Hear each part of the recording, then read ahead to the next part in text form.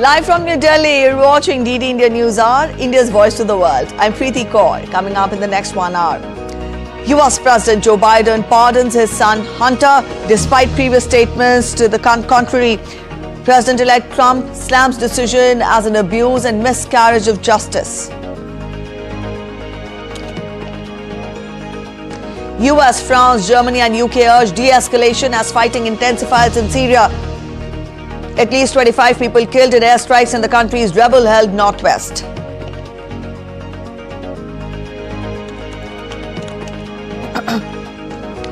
Violent protests continue in Georgia against government's decision to shelve EU membership talks.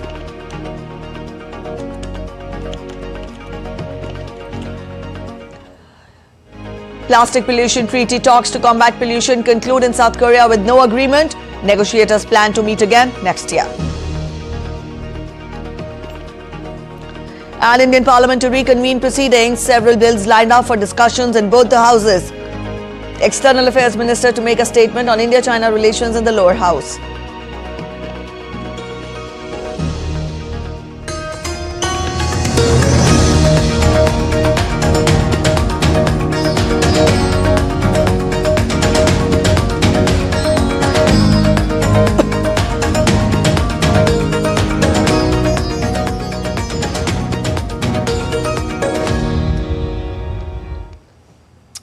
Let's get two updates from the United States first. President-elect Donald Trump on Sunday announced that Lebanese-American businessman Massad Boulos will serve as senior advisor on Arab and Middle Eastern affairs. Also, Trump made the announcement on social media platform Truth Social. Boulos, the father-in-law of Trump's daughter Tiffany, met repeatedly with Arab Americans and Muslim leaders during the election campaign. It is the second time in recent days that Trump chose the father-in-law of one of his children to serve in his administration.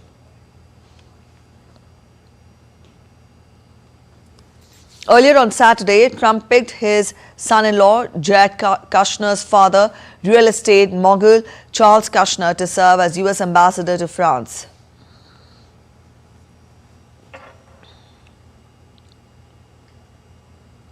U.S. President Joe Biden on Sunday issued an official pardon for his son Hunter Biden, who is facing sentencing for 2 criminal cases related to tax evasion and the purchase of a firearm.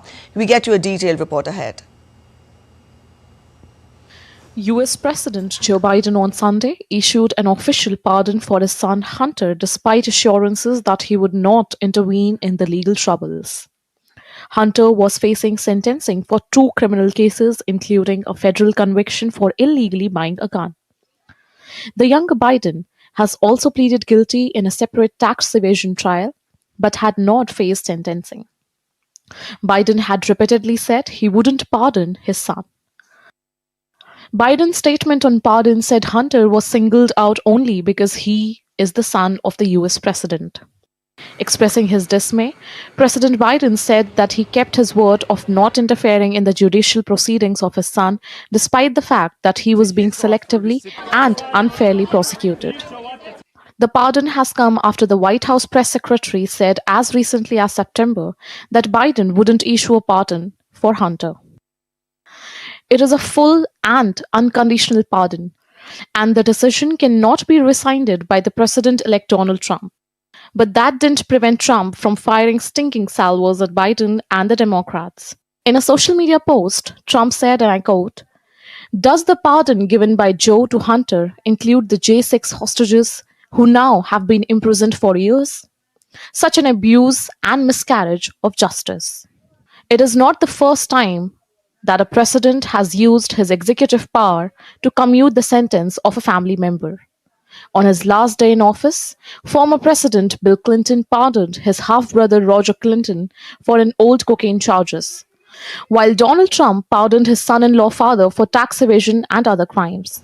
Ayushi Bhatnagar reports for DD India. In Venezuela, protests are underway to push for immediate release of political prisoners. Dozens of Venezuelans gathered in Bogota and held a vigil to demand freedom for the thousands of imprisoned during the post-election protests in July. They also sought the support of the International Criminal Court to investigate the Venezuelan government. Meanwhile, supporters of Maduro marched through the streets in a parallel crowded rally called the Great Takeover of Caracas and Defense of Peace to welcome the December festivities. The march was received by President Maduro at the Miraflores Presidential Palace.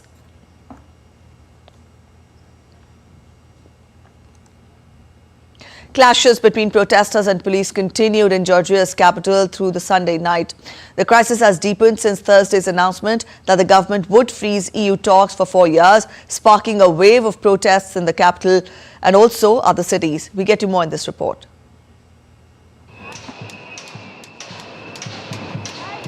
The Black Sea nation has been rocked by turmoil since the governing Georgian Dream Party claimed victory in October 26th parliamentary polls that the pro-European opposition said were fraudulent. The opposition is boycotting the new parliament, while pro-Western President Salome Zurabishvili called for pressure to be brought on the Constitutional Court to annul elections. Both the opposition and Zurabishvili say the poll was rigged. Critics accuse Georgian Dream, in power for more than a decade, of having steered the country away from the European Union in recent years and of moving closer to Russia, an accusation it denies. People of Georgia is trying to protect their constitution, trying to protect their country and the state, and they are trying to tell our government that rule of law means everything and integration into the European Union is our future, and we don't want them to drag our country into Russia. That's the past, and we want to move in the future. We are protesting against our parliament, Georgian Dream, because they canceled the way to go to the European Union, and we don't want to wake up in Russia and be slaves of Putin. Georgian Dream says it is acting to defend the country's sovereignty against outside interference. Georgian Prime Minister Irakli Kobakids has ruled out rerun of a contested vote and dismissed criticism by the United States, which has condemned the use of excessive force against demonstrators. The response is very clear. So we have not suspended anything related to the European integration. It's just a lie. And there are the opposition leaders, there are the media outlets linked with the opposition who are just lying to these people. But nobody has suspended the European integration of Georgia. We are very much committed to the European integration. The EU and the United States are alarmed by what they see as Georgia's shift away from a pro-Western path and back towards Russia's orbit. The European Parliament has called for a rerun and for sanctions against top Georgian officials, including PM Kobakids. Meanwhile, Russia is also following developments closely. Former Russian President Dmitry Medvedev's evolution was taking place and predicted that it will end rather badly. Bureau Report, DD India. Let's get to updates from Syria now. Russian and Syrian warplanes bombed the rebel-held city of Idlib on Sunday in an attempt to push back insurgents who have swept across northern Syria. The Syrian military rushed in reinforcements and said that it was preparing a major counter-attack, while Moscow's air force joined in the bombardment of Aleppo and Idlib. The Syrian forces have also been fortifying the northern province of Hama. Syrian state news agency Sana reported the army overnight pushed back opposition fighters in its northern countryside. The Syrian army said that it had recaptured several towns on Sunday that had been overrun in recent days by rebels. Meanwhile, Iran's Foreign Minister Abbas Araghchi met with Syrian President Bashar al-Assad on Sunday in Damascus. During the meeting, Iranian Foreign Minister described the situation in Syria as difficult. Araghchi reassured the Syrian president that Tehran was ready to support the government in their counteroffensive. Arab leaders, including Jordan's King Abdullah II and United Arab Emirates President Sheikh Mohammed bin Zayed Al Nahyan, have also called Assad to express their solidarity. United Nations Special Envoy to Syria Jair Pedersen on Sunday appealed for all stakeholders in the conflict to immediately seek a political resolution.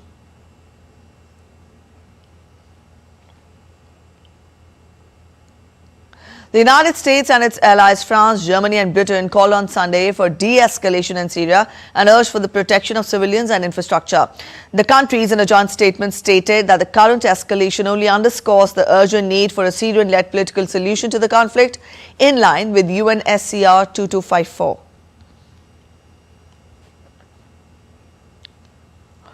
All right, changing track to West Asian conflict now. The UN Agency for Palestinian Refugees, UNRWA, has paused the delivery of aid through the key Kerem Shalom crossing between Israel and Gaza. UNRWA chief Philip Lazzarini on Sunday said that the decision was made due to safety concerns after looting by armed gangs from inside Gaza. However, the UN official did not specify who was carrying out the looting. Also, Israel has denied the claim, saying there is no limit on supplies for civilians.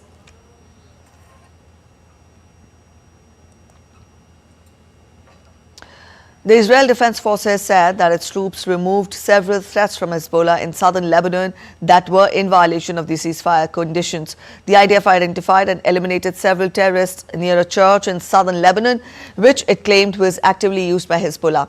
Also, the military said that the eliminated terrorists were operatives in the Hezbollah Qiyam ground defenses, anti-tank missile and artillery units, and they shot at the Israeli forces from the church. Israel said that its troops located a tunnel shaft containing weapons in a later scan of the area. Meanwhile, Hamas leaders held talks with Egyptian security officials on Sunday in a fresh push for a Gaza ceasefire deal. The Hamas visit to Cairo came after the United States announced on Wednesday that it would revive efforts in collaboration with Qatar, Egypt and Turkey to negotiate a ceasefire in Gaza that would include a hostage deal.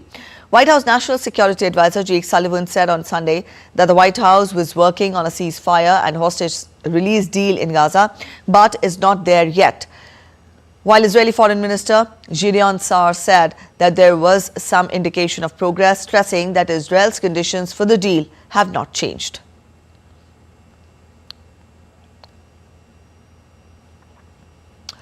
Kuwait's Emir Sheikh Mishal Al Ahmed Al Sabah called for a ceasefire in Gaza on Sunday during the opening of the 45th session of the Gulf Cooperation Council in Kuwait. The summit follows the recent implementation of a US and France brokered ceasefire agreement between Israel and Iran-backed Hezbollah group in Lebanon, ending their deadliest clash in years. ونجدد دعمنا التام.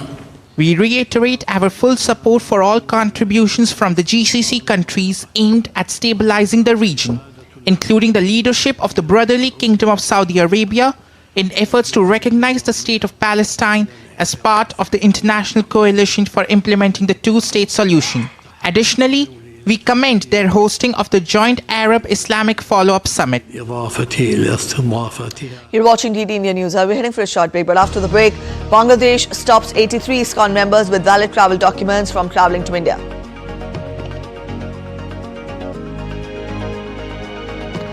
UAE National Day celebration conducted, highlighting UAE's rich cultural heritage. On a week-long tour in the Pacific, Taiwanese President Lai Ching-te attends a policy talk at the East-West Center in Hawaii.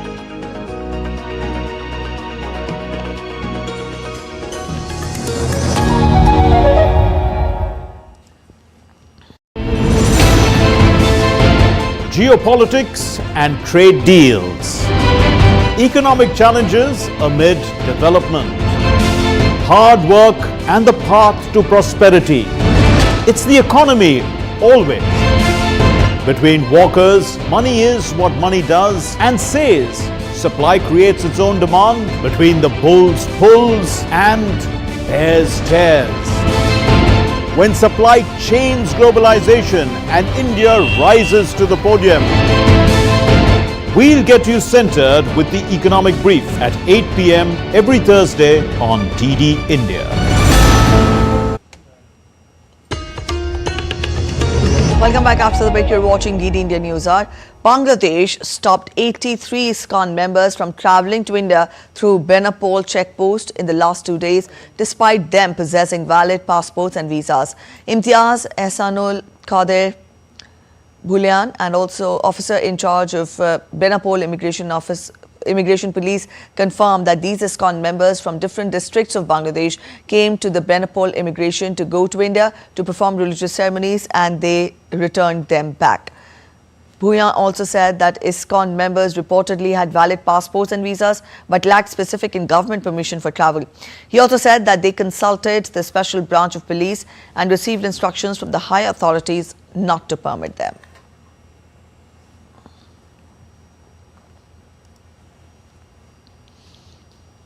It's been a week of tension and turmoil in Bangladesh, where religious minorities, especially the Hindus, are under growing threat. Arrests, attacks and accusations have created an atmosphere of fear, drawing global attention and sparking outrage. Here's the full story by Mihir Mekuri. Let's take a look.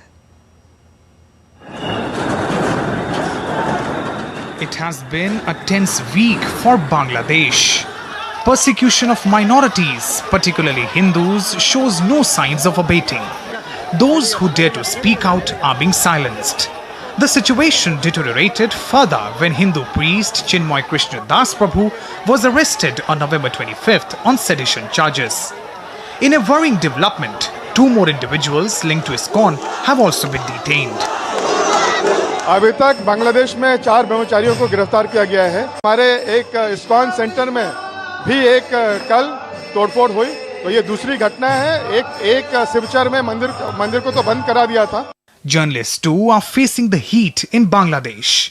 On Saturday, prominent journalist Munni Saha was arrested from Dhaka's Karwa Bazaar. She was manhandled by a mob. Following police detention, a case was filed against her. While later released under conditions, the incident has sparked widespread concern over freedom of press.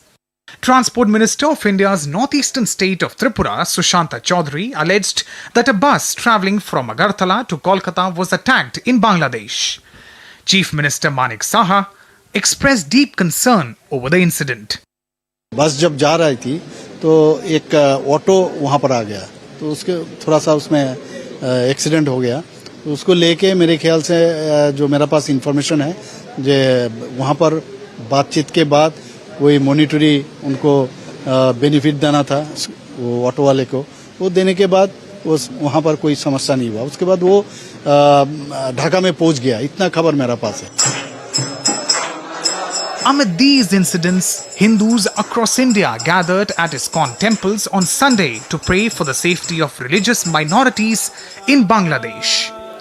Vigils and chants echoed through temple premises, calling for peace and justice.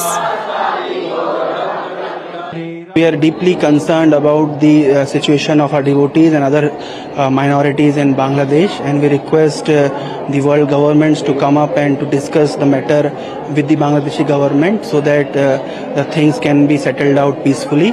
And we are requesting all over the world, all the people, to chant the holy name of the Lord, to pray to the Lord so that the things are settled peacefully.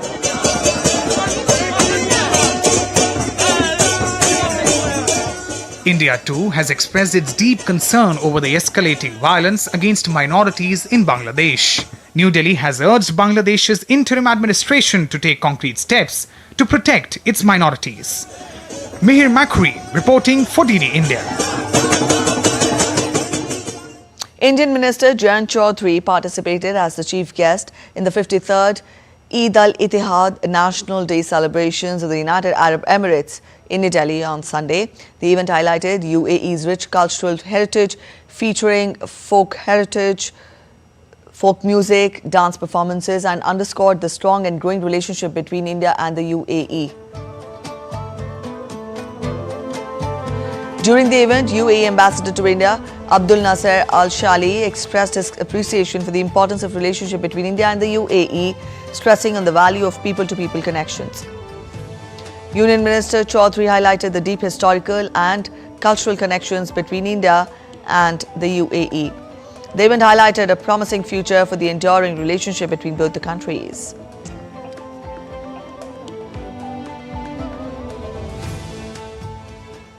The United Arab Emirates is celebrating its 53rd National Day on December 2nd with grand festivities themed Eid al-Ittihad. highlighting the country's remarkable transformation from desert settlements to a global hub of innovation. The main celebrations are set to take place in Al Ain, Abu Dhabi, marking a pivotal moment in the UAE's history. Across the 7 Emirates, government buildings, public squares, streets and shopping centres are adorned with UAE flags and patriotic decorations, creating a vibrant atmosphere. Abu Dhabi has announced a week-long celebration featuring cultural events, concerts and special access to major attractions. India's Consul General emphasized on the deep-rooted ties between the UAE and India dating back over 6,000 years and acknowledged the critical role of the Indian diaspora in the UAE's growth.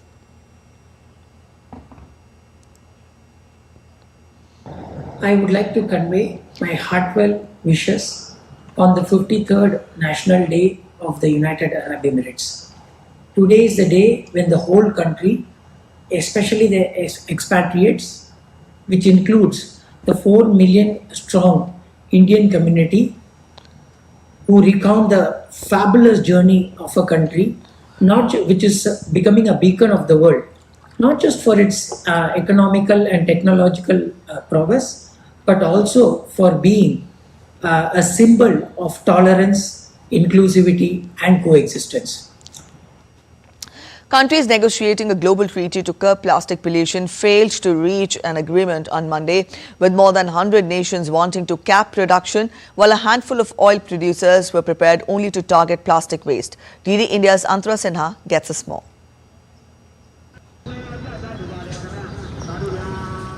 The world is facing a daunting task. Millions of tons of plastic waste is polluting the oceans, rivers and landscapes every year. And the world is still seeking unity to tackle the enormous challenge. However, divisions between countries have stalled negotiations on the world's first treaty to tackle plastic pollution after a terse week of talks in South Korea's Busan. Countries negotiating a global treaty to curb plastic pollution failed to reach agreement early Monday, with over 100 nations wanting to cap production, while a handful of oil producers were prepared only to target plastic waste. Nevertheless, there is a degree of structure to what this text could potentially be, and that forms an important next step for what will be 5.2. And it is clear that there is still persisting divergence. That is the reality of these negotiations. India reiterated the enormity of the challenge of plastic pollution and stressed that no nation alone can completely resolve the issue. India outlawed single-use plastic in 2022 and urged the use of sustainable alternatives at the United Nations-led Global Plastic Treaty negotiations in Busan, South Korea. India emphasized the need to strike a critical balance between preventing the leakage of plastic in the environment and at the same time not affecting sustainable development, particularly of developing economies. Dozens of nations want the deal to mandate a reduction of new plastic production, and there have been calls to phase out unnecessary items such as single-use plastics. But others, led by some oil-producing states like Russia, Iran, and Saudi Arabia, have pushed back against any binding reduction call.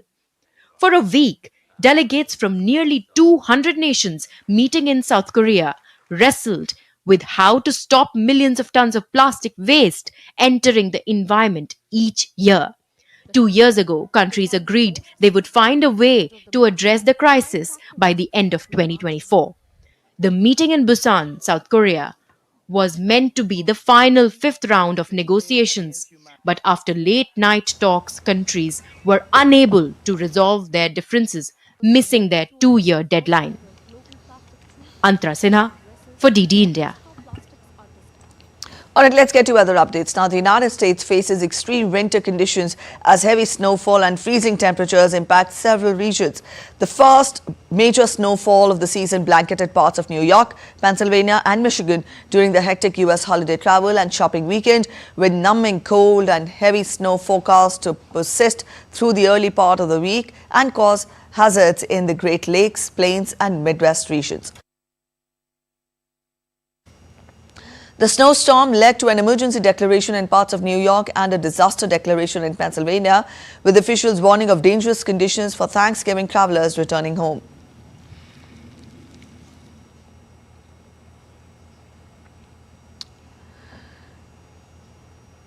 In India, heavy rainfall continued across Tamil Nadu, causing significant disruptions across 11 districts, including Vellore, Tirupattur, Salem, Dharmapuri and Gudalur taluks of Nilgiris district, with closure of schools and colleges.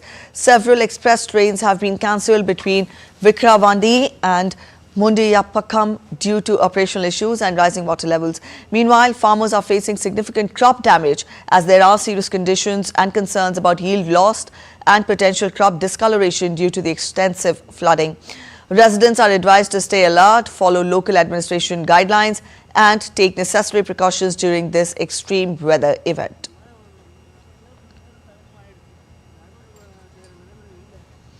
All right, Anvarasan Elangu joins us for more on the story. Anvarasan, good morning. We've just given a broad outline of how people are facing tough times there. Get us more. How has the day begun? How is the weather now? Good morning. Last 40 hours of rainfall across the Puducherry and also the coastal districts of Tamil Nadu. Cyclone Faisal is weakening to a deep depression. Now it's going towards the west and northwest parts of Tamil Nadu, particularly the interior parts of Tamil Nadu. The districts like Thiruvannamalai, Kallakurichi, Villupuram and also the Salem, Krishnagiri, Dharmapuri. So all those districts are getting now heavy rain. Particularly the Thiruvannamalai, there is an incident of landslide. So 7 people are stranded under that. The NDRF team is on a rescue mission for last 12 hours. Still they are keeping on that, and particularly where right now the Puducherry seashore, the rock beach, still the sea is rough, and the Indian Meteorological Department has said that given warning to the fishermen to not venture into sea for next 48 hours. And also this cyclone Faisal is going interiors of Tamil Nadu districts, surrounded states like Karnataka, Andhra Pradesh and also Kerala getting rain. Particularly the schools of Mysore and also in Nellore and Tirupati are declared holiday. So we can see the Faisal is still weakening into depression. Still it's giving a heavy rain across all the southern states of India. Particularly the districts in Dharmapuri and Harur, where the heavy rainfall, nearly a 30 centimeter of rainfall is registered in last 24 hours. So the water level has been increasing in various rivers and also reservoirs. Particularly there is a flooding situation in and around the areas of Villupuram and also Dindivanam. And also there is a railway line in between the Villupuram district, that is Vikravandi Mundiyappakam railway station is submerged by the water. So various express trains has been cancelled. Some express trains also stopped before the station. That is the latest update from the situation. All right, Anvarasan, thank you for joining in with those details. You're watching DD India News Hour. We're heading for a short break, but after the break, we get you ahead details of the legislative business to be taken up in both the houses of Parliament today.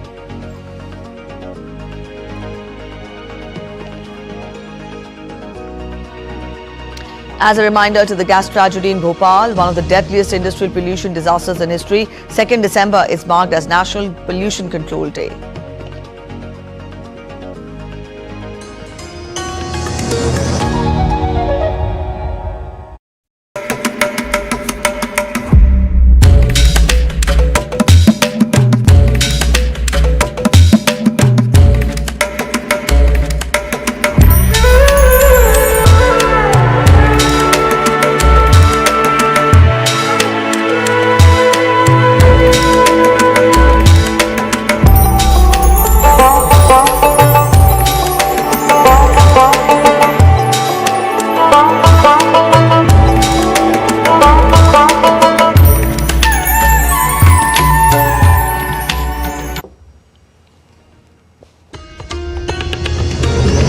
Welcome back after the break. You're watching DD India News Hour. A quick relook at the top stories now. US President Joe Biden pardons his son Hunter despite previous statements to the contrary. President-elect Trump slams decision as an abuse and miscarriage of justice.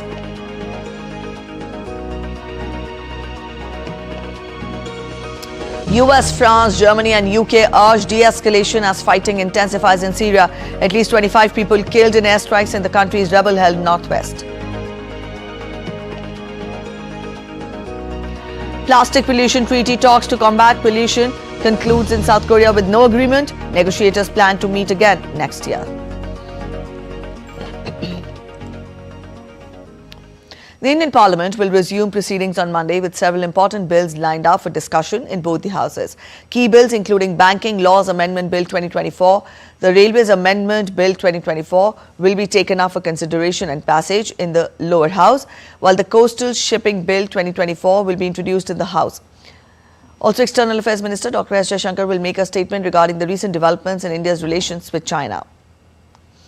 In the upper house, the Oilfields Regulation and Development Amendment Bill 2024 and the Bharatiya Vayu Yan Vidhayak 2024 are listed for consideration and passage. So this was the gist of the Parliament legislative business that will be taken up in both the houses today. External Affairs Minister Dr. S. Jaishankar is expected to update the House on the developments in India's relations with China. And also we have the other important bills that will be taken up in both the houses. The winter session of Parliament is in progress, and we will be joined in by Vishal Baristow in just a while from now. The Indian Parliament will resume proceedings today with several important bills, as we told you, listed for discussion in both the houses. Our correspondent Vishal Baristow is joining us from New Delhi. Vishal, good morning. We've just given a broad outline of the legislative business that is to be taken up. You get us more details and significance of the business, of the bills that will be taken up. Well, a very good morning to you, Preeti. Indeed, it's a very important day because week one was totally washed out, and we are all hoping and wishing that some business could be transacted in this week because there are 16 bills that need to be discussed both in the lower house and upper house of the Parliament. And we saw how the opposition, they were unrelenting when it came to creating ruckus in both the houses of the Parliament, and the houses, the lower house and the upper house, had to be adjourned for 11 a.m. Till Monday, that is today. Today is a very important day because the Minister for External Affairs, Dr. S. Jaishankar, is expected to give a statement on the issue of China in the lower house of the Parliament, and we hope that the opposition attends and let the House also function properly, because this is a very, very important issue. On Friday, the External Affairs Minister had laid his reply on a question asked on the issue of how the BRICS summit has benefited India-China relations and how India has gained out of it, to which the External Affairs Minister said that there are very important developments as far as the Kazan meeting of Prime Minister Narendra Modi with the Chinese President Xi Jinping is concerned, and we have seen how both countries have made positive progress on this issue. Especially there are meetings, there were meetings followed by the BRICS summit between Prime Minister Narendra Modi and Xi Jinping, and our Foreign Affairs Minister also held a meeting with the Chinese Foreign Minister, and some very important issues were discussed, for particularly on the restoration or on the Kailash Mansarovar Yatra, exchange of media, direct flights between India and China, and also the data regarding the border rivers on the India-China border. So we are hoping that the House would be allowed to function, especially the lower house, where the opposition's presence would be required when the Foreign Affairs Minister makes a statement. All right. Thank you so much, Vishal, for joining in with those details. We'll have to see how the day pans out in both the houses today. All right, in other updates, the India International Science Festival 2024 is on at IIT Guwahati in Assam from November 30th to December 3rd, with the aim to steer India into a science and technology-led manufacturing hub. DD India's Amit Mukherjee caught up with DC Ananda Dharmakrishnan, Director NIIST CSIR, to discuss India's future plans to promote innovation in science and technology. At the India International Science Festival, I have with me Dr. C. Ananta Ramakrishnan. He's the Director of NIIST, Trivandrum. Thank you, sir, for joining us. Thank you so much. The first question I would like to ask you, that there is a focus on youth engagement and innovation. So how do you look at this platform to take this goal forward? Yeah, mainly if you look at the concept of ISF itself, to cultivate the science in the young minds, mainly from the school children to young generation of the India, because they are the future of the India. When we are going for the Viksit Bharat 2047, these are the people are going to drive our country. And the concept and the theme of this year ISF is the how to make science and technology driven manufacturing hub. That is our Prime Minister dream of making that Viksit Bharat using the manufacturing hub. But that we need to give a science and technology push for that. Presently, if you look at 1 to 2% contribution of high-tech trade, that has to be increased, and then the contribution of almost 26% of the GDP has to be increased in the different sectors. Right. So we have also been talking about international collaborations in this forum. So how do you think we can contribute to the global R&D using this platform and taking this whole concept forward? Yeah, if you look at name itself, India International Science Festival, even you can see a lot of foreign nationals also join. For one example, I can give that International Coconut Community Executive Director, Director General, has visited yesterday. So she has interacted with the lot of people here. So this is the what we wanted to drive using this one, and also they can join and they can collaborate with the local entrepreneurs, local agencies. That would be an inspiring session. So one last question is, you have selected the Northeast this time for this festival. Any particular reason behind this? Yeah, definitely this is a 10th edition of ISF. We have done the ISF in the different part of the country, but this time our Honorable Minister wanted to do it in the Northeast because this is a gateway of all Northeast state. So better to put it here and bring all the Northeast state participants. For example, I said that the students' village, not only students are come from the Gaugati, it has come from other places as well. So that is the main purpose we have come here, and this will go throughout the country. So last 10 years were too late, I feel. So better choice by the Honorable Minister, and we are also seeing a lot of people. You can see that they are coming and enjoying this festival. They can take home. Yes, science is the future of the country. We can also pursue science. We can also practice science. Definitely science. If your country is strong in science, you have a bargaining power. Thank you so much, sir, for talking to DD India. Thank you so much. So that was Dr. C. Ananta Ramakrishnan at the International Science Festival with camera person Kumar Datta, Amit Mukherjee for DD India in Guwahati, Assam. 40 years have passed since the Bhopal gas tragedy, the world's biggest industrial tragedy, which took place in Madhya Pradesh's capital Bhopal on the night of 2nd and 3rd December 1984. Thousands of residents of Bhopal died in this tragedy. The poisonous gas leak from the factory of Union Carbide Company located in Bhopal was so horrific that the third generation of gas victims is still suffering the pain. This gas tragedy in Bhopal was one of the deadliest industrial pollution disasters in history. This is why National Pollution Control Day is celebrated on 2nd of December.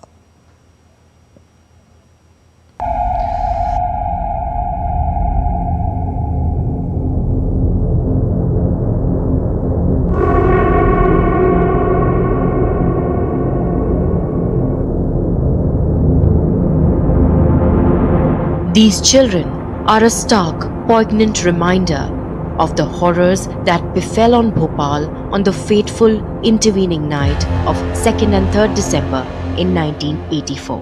A poisonous gas, methyl isocyanate, from the Union Carbide factory in Bhopal leaked. These are the third and fourth generation of the Bhopal gas victims who are still suffering the consequences of the fatal leak. About 558,125 people were directly affected by the leak, and the number of those partially affected was around 38,478.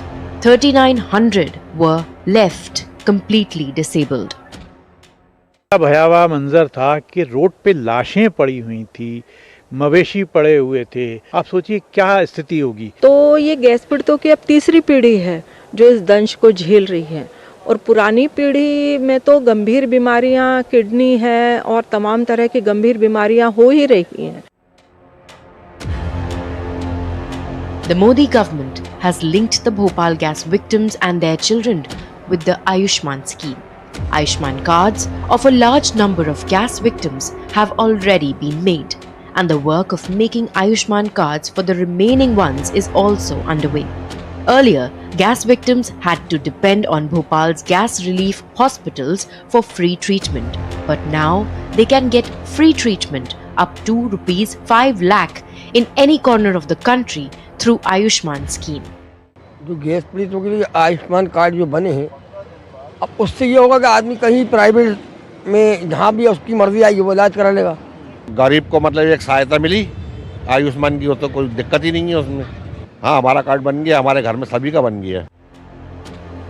40 years later, the memories of the fatal incident trigger intense debate and discussion, even now. Apart from methyl isocyanate, traces of phosgene, hydrogen cyanide, carbon monoxide, hydrogen chloride, etc. were found in the gas cloud. This gas tragedy in Bhopal was one of the deadliest industrial pollution disasters in history. National Pollution Control Day is celebrated on 2nd December in memory of the people who lost their lives in it. With inputs from Aditya Srivastav, Antra Sinha for DD India. Alright, now we take a look at other stories making it to the headlines from across India. Around 60 Indian passengers were left stranded at Kuwait International Airport for over 13 hours on Sunday after their Gulf Air flight to Manchester was diverted due to a technical snag. The passengers complained of facing discomfort. The Indian embassy came to the rescue and was on ground till the flight departed. The Uttar Pradesh government has declared the Maha Kumbh area of Prayagraj as a new district. The new district will be known as Maha Kumbh Mela district. The new district has been formed to smoothly manage the special event of Kumbh Mela and conduct administrative work in a better manner. The upcoming Maha Kumbh, held once every 12 years, is scheduled to begin on January 13th and conclude on February 26th next year in North India's Prayagraj. Directorate of Enforcement conducted a search at as many as 17 locations under the provisions of the Prevention of Money Laundering Act 2002 in multiple cases related to misappropriation of government funds in post offices in Gujarat. The action was in consequence of the cases being investigated by ED on the basis of several FIRs registered by ACB and CBI. And the first edition of joint tabletop exercise Sinbaks between the Indian Army and Cambodian Army commenced at the Foreign Training Node in Pune on Sunday. Exercise Sinbaks is a planning exercise aimed to war game conduct of joint counter-terrorism operations under Chapter 7 of United Nations Charter.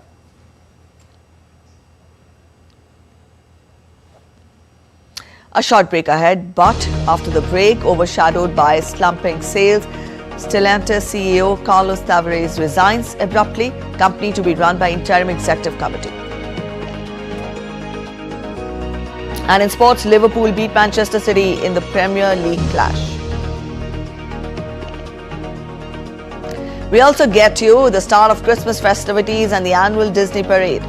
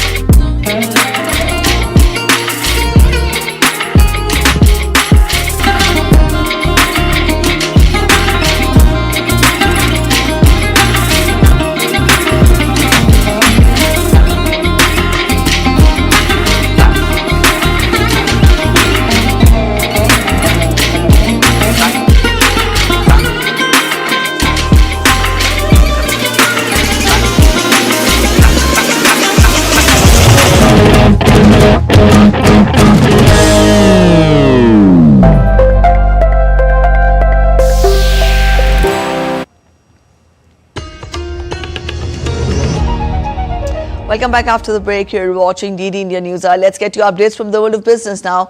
There is good news as far as the GST is concerned. The GST collection for November has risen by 8.5% to 1.82 lakh crore Indian rupees. As per the data released, refunds issued during the November total 19,259 crore Indian rupees. After accounting for refunds, the net GST collection rose 11% to 1.63 lakh crore Indian rupees. Also, the central GST collection stood at 34,141 crore Indian rupees. The state GST at 43,047 crore Indian rupees. Integrated GST was calculated at 91,828 crore Indian rupees and cess at 13,253 crore Indian rupees.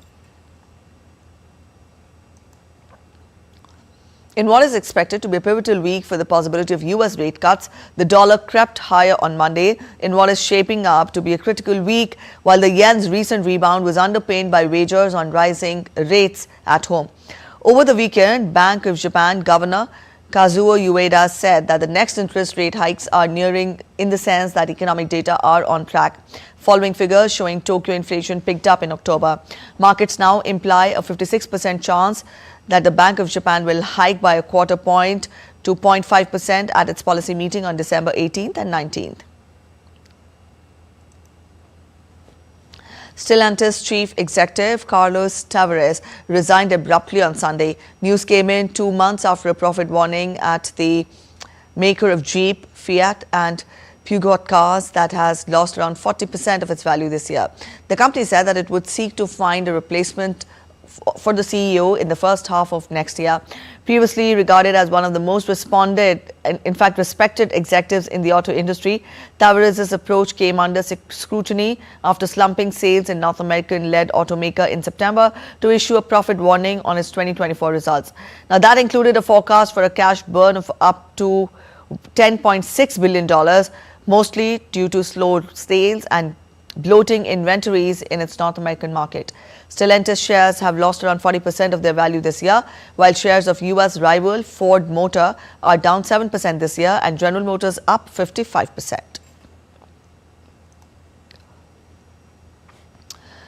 Workers at German factories for car maker Volkswagen are to go on strike from Monday over plans to cut thousands of jobs.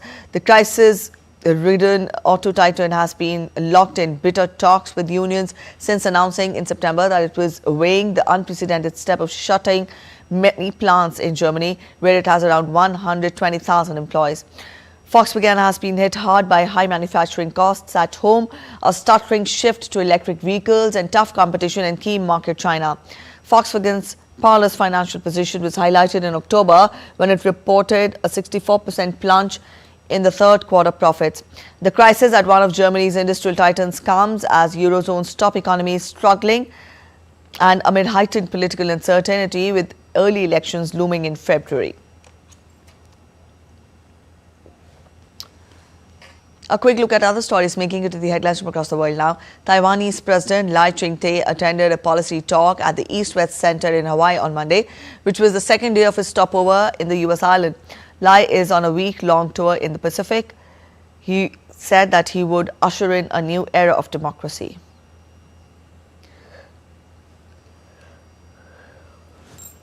A mandatory 5-day training program for police recruits in Australia's Northern Territory focuses on domestic violence dynamics and its impact on women, children and communities. The program follows recommendations from a coroner's inquiry into domestic violence deaths, aiming to improve police responses and support for victims. The Ishikawa Brewery in Tokyo, known for using an ancient sake brewing method, is set to receive UNESCO recognition as intangible cultural heritage this week. The listing is expected to boost global demand for sake, similar to the success of Japan's washoku cuisine.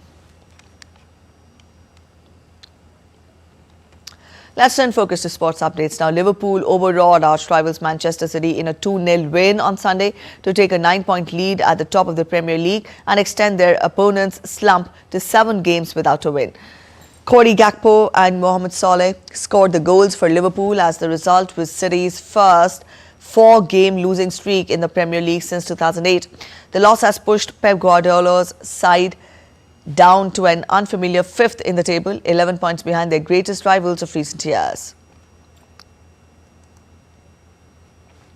Red Bull's Max Verstappen followed up his Formula One driver's title with another win on Sunday at the Qatar Grand Prix 2024 as Lando Norris was hit with a penalty that ended his challenge for the race victory. Now, the race was packed with incidents as the safety car came out 3 times and Norris was dropped to the back of the field with a penalty for failing to slow under the yellow warning flags.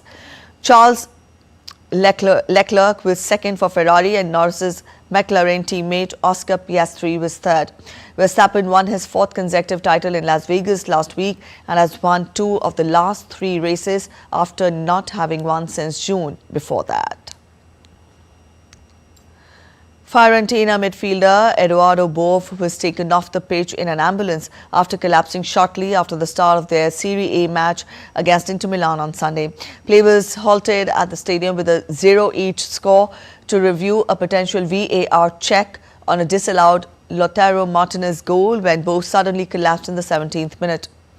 Medical personnel rushed onto the pitch with both sets of players forming a ring around Bove, who arrived at the club on loan from AS Roma in August. After Bove was taken away in an ambulance, the referee asked the players to leave the pitch and return to the dressing room. The match was suspended and would be postponed now to a later date. South Africa have called up teenage fast bowler Quena Mafaka to their squad for the second test against Sri Lanka, starting this Thursday. Now, this comes after seamer George Coetzee was ruled out with injury. Mafaka has played 3 T20 internationals but is yet to feature in a test. South Africa won the first test in Durban by 233 runs, a 4th victory in a row to keep them in contention for a place in the ICC Test World Championship final. If they beat Sri Lanka and are victorious in a 2-test home series against Pakistan starting this month, they are guaranteed a place in the final. India registered an astounding 8-1 win against Korea in the last Pool A match of the Men's Junior Asia Cup in Muscat on Sunday. Rajjeet Singh Hundal, Arshdeep Singh, Gurjot Singh, Roshan Kujur and Rohit found the back of the net in the game for India. Meanwhile, Taeyeon Kim scored the only goal for Korea. With the victory, India has advanced to the semi-final, where they will take on Malaysia on Tuesday. This tournament doubles up as a qualifier for next year's FIH Hockey Junior World Cup, which will be hosted by India. India has been the most successful team in Junior Asia Cup history with 4 titles.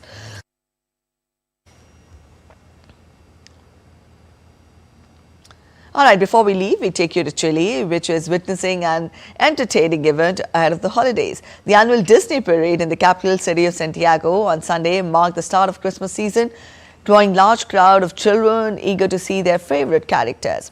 Thousands of people gathered in downtown Santiago to witness the parade, featuring characters from Disney, Pixar, Marvel and Star Wars. This year marks the 13th edition of the festivity, which paid tribute to the 4 elements of nature: fire, water, earth and air. India's public broadcaster Prasar Bharati has recently launched Waves, entering the field of OTT platform. Waves provides a complete infotainment ecosystem to digital media and OTT audience. If you also want great content for free, then download Waves today. With that reminder, we end this edition of DD India News Hour, but let us know your thoughts on the news of the day. For those of you on the go, you can get all the latest news and updates from India and across the world on the DD India mobile app. This app is available on both Android and iOS platforms, and you can download the respective QR codes. We'll be back with more news as it breaks here on DD India. I'm Preeti Kaur signing off, and from all of us here in Delhi, thanks for watching DD India News Hour.